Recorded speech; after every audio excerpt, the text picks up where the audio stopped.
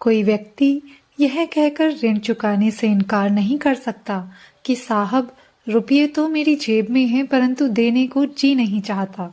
दुनिया ऐसे आदमी को क्या कहेगी। पास में पैसा होते हुए भी केवल यह बहाना करना कि देने की इच्छा नहीं है, यह बेवकूफी और मक्कारी दोनों का ही मिश्रण कहा जाएगा। परंतु जब हम कष्ट साध्य कर्तव्यों और कठिन कार्यों को न करने या बाद में करने को ठानते हैं तो हमारी स्थिति उस बुद्धिमान व्यक्ति की तरह होती है। आज का काम कल पर ना टालना एक प्रशंसनीय सद्गुण है। उसी प्रकार श्रम साध्य कार्यों को सबसे पहले करने का निश्चय सफलता का स्वर्णिम सूत्र है। ऐसे आगत कर्तव्यों से छुटकारा नहीं पाया जा सकता। देर सवेर उन कार्यों का पूरा करना ही पड़ता है।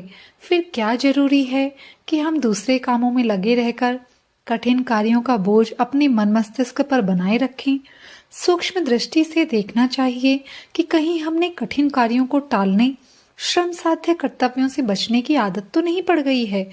आत्मनिरीक्षण के द्वारा ऐसी स्थिति का पता चले तो दृढ़ निश्चय करना चाहिए कि जिन कार्यों को हम सबसे पीछे डालते रहे हैं उन्हें ही सबसे पहले कर लें।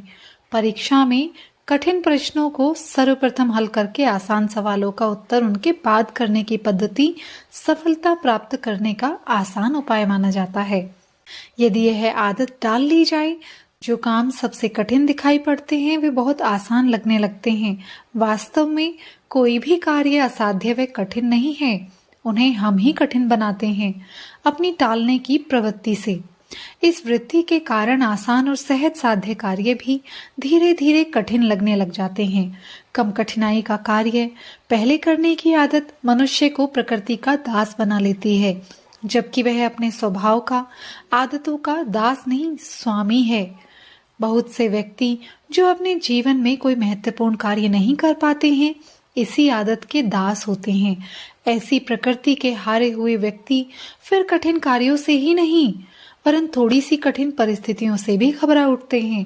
वे सरल कार्य पहले चुन चुन कर लेते हैं। उनका सारा श्रम और कार्य क्षमता इन सरल कार्यों में लग जाती है। जब थक जाते हैं तब कार्य दीर्घ सूत्रता के शिकार हो जाते हैं। फिर करेंगे की भावना समस्या बन जाती है और काम का बोझ हमेशा खटकने लगता है। सुबह जब हम अपनी दिनचर्या आरंभ करते हैं तो कठिन और श्रम साध्य कार्यों को सबसे पहले कर लेना एक अच्छी और प्रगतिदायी आदत है। इसकी अपेक्षा अनावश्यक कामों को पहले करने का स्वभाव थकाने वाला बन जाता है और कठिन कार्य पड़े रह जाते हैं।